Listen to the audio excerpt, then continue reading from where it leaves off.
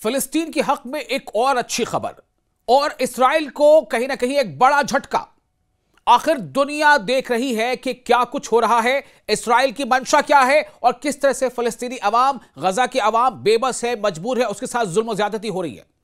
दोस्तों, आपका मेजबान मैं हूं विशाल, आप देख रहे हैं न्यूज़ 18 का सोशल मीडिया प्लेटफॉर्म। इस वक्त एक बड़ी खबर आपको देने जा रहे हैं। अक़वाम मुत्तहिदा यानी यूनाइटेड नेशंस में दो अहम करारदादें मंजूर हुई हैं और ये दो अहम करारदादें क्या हैं? फिलिस्तीन और मकबूजा गोलान पर, गोलान हाइट्स जिसे कहा जाता है, उस पर काबिज इस्राएली कब्जा खत्म करने का मुतालबा किया गया है। एक बड़ी खबर है। अक़वाम मुत्तहिदा की जनरल असेंबली ने फिलिस्तीन और मकबूजा शुमाली गोलान यानी नदन गोलान हाइट्स शुमाली गोलान पर काबिज इसराइल के गैर कानूनी तसल्लुत के खात्मे के लिए दो अहम करारदादें मंजूर कर ली, जो आलमी बिरादरी की सतह पर फिलिस्तीनी कॉज और अरब हुकूक की दोबारा तौसीक की हैसियत रखती हैं। यह बहुत बड़ी बात है। अब इस पर कौन अमल करे ना करे ये दीगर बात है, लेकिन इस बात को मान लेना, इसे तस्लीम कर लेना कि इसराइल ने कब्जा किया है, इसराइल काबिज है, उसने ऑक्युपाई कर लिया है, उसने जबरदस्ती कब्जा किया, उसने किसी का हक मारा है, उसने किसी का हक छीना है। यह बात यहां सामने आ रही है।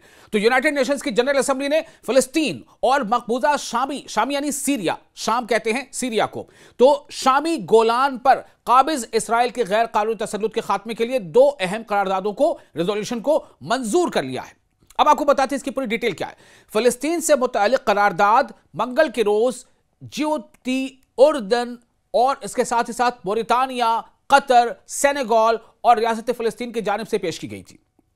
इन लोगों ने ये करारदाद पेश की थी, रेजोल्यूशन पास किया था। कौन कौन सा मतलब मूव किया था? फिलिस्तीन से मुतल्लिक करारदाद किसने किया था? इसको किया था जिबूती, उर्दन, मोरितानिया, कतर, सेनेगल और रियासत फिलिस्तीन की जानिब से पेश की गई थी। इस करारदाद के हक में 151 ममालिक कहते हैं कंट्रीज के प्लूरल को, यानी मुल्क का जमा ममालिक, 151 ममालिक ने वोट दिया, जबकि सिर्फ 11 ममालिक यानी 11 देशों ने इसकी मुखालफत की। अब आप सोचें कितनी बड़ी जीत है।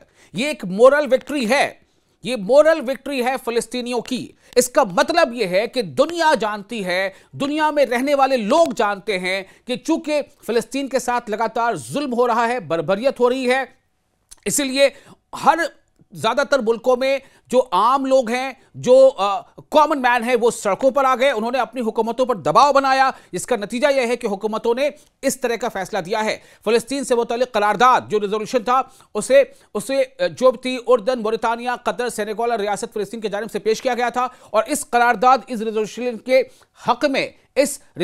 के हक में, इसके पक्ष में 151 ममालिक ने वोट दिया। अब आप सोचें, जो मुल्क होते हैं, जो देश होता है, वो देश क्या है? देश दरअसल नागरिकों से ही तो चलता है ना। तो इसका मतलब क्या है कि 151 मुल्कों, 151 देशों के लोग भी ये जान रहे हैं कि फिलिस्तीन के साथ जुल्म हो रहा है और जालिम कौन है? इसराइल। ये उनके इस वोट से पता चलता है।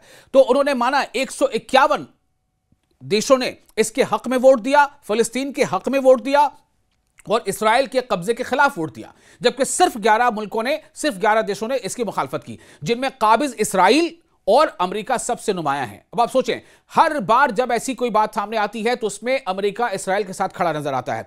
यहां भी 151 देश एक तरफ हैं, वो इसराइल के खिलाफ, इसराइल के कब्जे के खिलाफ हैं, फिलिस्तीनियों के हक में हैं, लेकिन इसराइल के साथ साथ अमेरिका उसके साथ खड़ा नजर आता है और अमेरिका उन 151 देशों से अलग है। क्यों? क्या इसका मतलब यह है?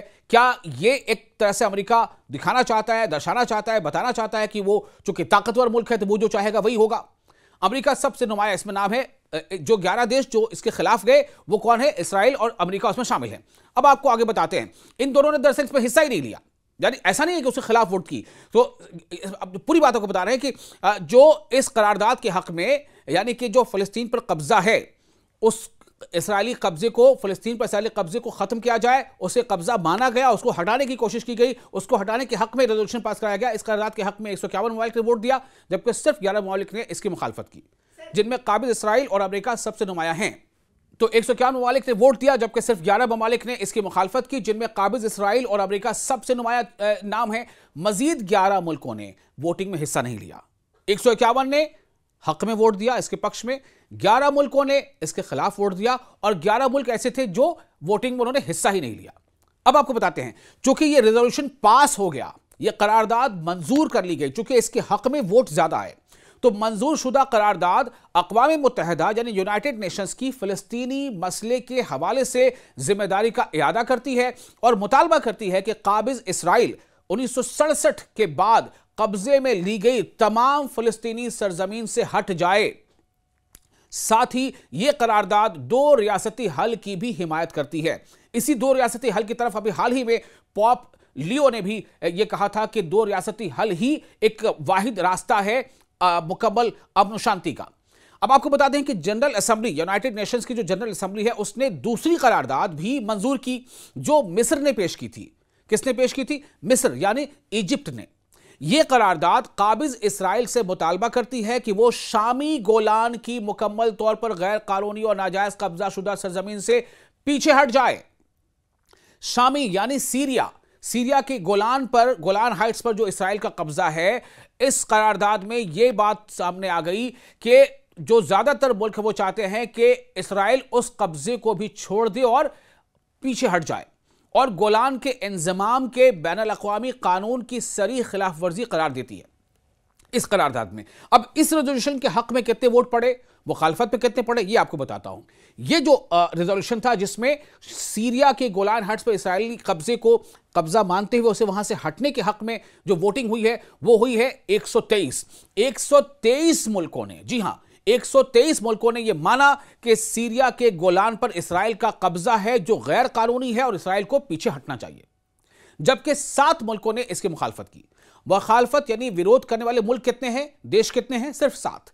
और इसके पक्ष में कितने हैं? 123 मुल्क। दुनिया के 123 मुल्क इसके पक्ष में हैं कि इसराइल का कब्जा गैर कानूनी है और इसराइल को अपना कब्जा खत्म कर लेना चाहिए। इसराइल को सीरिया के गोलान से पीछे हट जाना चाहिए।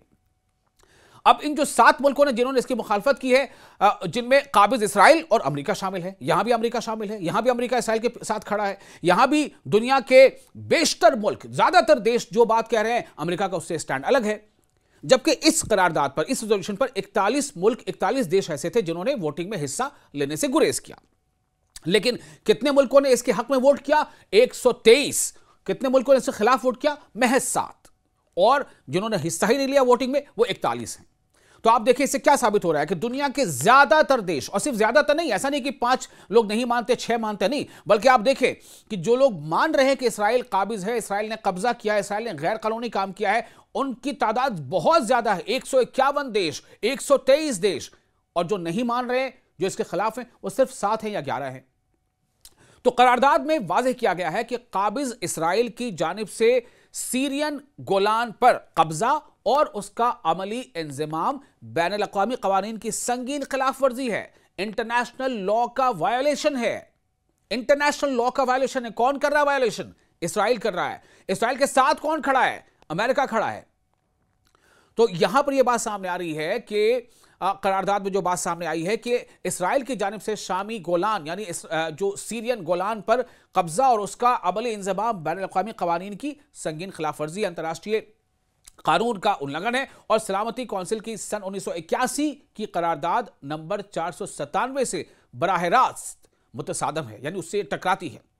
तो इस करारदाद के बाद जारी होने वाले पहले रद्द-ए-अमल में सीरिया के वज़ारत ख़ारजा ने, यानी जो एक्सटर्नल अफेयर्स मिनिस्ट्री होती है, सीरिया के वज़ारत ख़ारजा ने कहा है कि करारदाद यानी रेजोल्यूशन काबिज इसराइल से मुतालबा करती है कि वो पूरे के पूरे मकबूजा शामी गोलान यानी सीरियन गोलान से इनखला करे, वहां से पीछे हट जाए, कब्जा छोड़ दे, खाली कर दे। वज़ारत ख़ारजा के तर्जुमान यानी वज़ारत ख़ारजा के मुताबिक करारदाद के हक में बढ़ते हुए वोट इस बात की दलील हैं कि आलमी सतह पर नई शाम के मौक़िफ़ और मकबूजा गोलान की आज़ादी के उसूली मौक़िफ़ को मुसलसल बढ़ता हुआ आलमी ताउन यानी अंतर्राष्ट्रीय समर्थन, इंटरनेशनल सपोर्ट हासिल हो रहा है। तो अब आप देखें, अब आप सोचें जरा कि जो इसराइल ये कहता रहा है कि हमारे पर हमला हो रहा है या फिर ये कि हमें जो है परेशान किया जा रहा है, आप सोचें इसराइल नहीं दरअसल इसकी कहीं ना कहीं बुनियाद रखी है। इससे ही बात सामने आ रही है।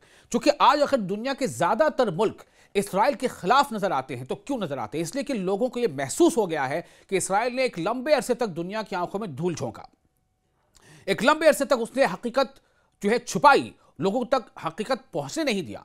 अब जब लोग इसके तरफ मुतवज्जे हुए, अब जब इस जंग के बाद से लोगों ने इस मुद्दे को गौर से समझना शुरू किया, तो लोगों को यह एहसास हो गया कि दरअसल गुनहगार कौन है, या गलत कौन कर रहा है, या गैर कानूनी काम कौन कर रहा है। इस्राइल कर रहा है। ये हम नहीं कह रहे हैं, ये यूनाइटेड नेशंस जनरल असेंबली कह रही है। यूनाइटेड नेशंस जनरल असेंबली में जो करारदाद पास हुई है, जो रेजोल्यूशन पास हुआ है, वहां से ये संदेश सामने आ रहा है। लेकिन सबसे बड़ी बात यही है, कहते हैं ना कि जिसकी लाठी उसकी भैंस। अब आप सोचें, क्या यह माना जाए कि भाई आप गलत पे गलत करते जा रहे हो, आप इंटरनेशनल लॉ के वायलेशन करते जा रहे हो, लेकिन चूंकि अगर आपके पास ताकत है तो आप सब कुछ करते रहोगे, और जिसके पास जो थोड़ा कमजोर है वो सिर्फ ये मजबूर होगा कि वो आपके जुल्म को सहे, वो अपने आपके जुल्म के खिलाफ खुद को खड़ा करने की जद्दोजहद भी ना करे, उसके खिलाफ वो अपने डिफेंस पे वो खड़े भी ना हो, अपने डिफेंस पे वो आप पर जो है वार भी ना करे। तो लगातार इस्राएल की ऐसी हरकतों को साथ किसका मिल रहा है? अमेरिका का। आपने देखा कि 151 मुल्क जहां फलस्तीन पर कब्जे के खिलाफ हैं, इस्राएल के खिलाफ हैं, लेकिन वहां पर इस्राएल के साथ खड़ा कौन है? अमेरिका। आपने देखा कि 123 मुल्क जहां सीरिया के गोलान पर इस्राएली गैर कानूनी कब्जे के खिलाफ हैं, वहां इस्राएल के साथ कौन खड़ा है? अमेरिका। अब आप समझे कि दरअसल हो क्या रहा है।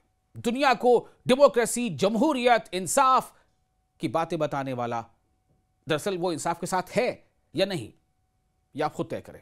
आप देख रहे थे न्यूज़ 18 का सोशल मीडिया प्लेटफॉर्म। मैं हूं आपका मेजबान विशाल। आपको ये वीडियो कैसा लगा? अपने तासुरात, अपने रिएक्शंस आप हमें कमेंट बॉक्स में शेयर कर सकते हैं।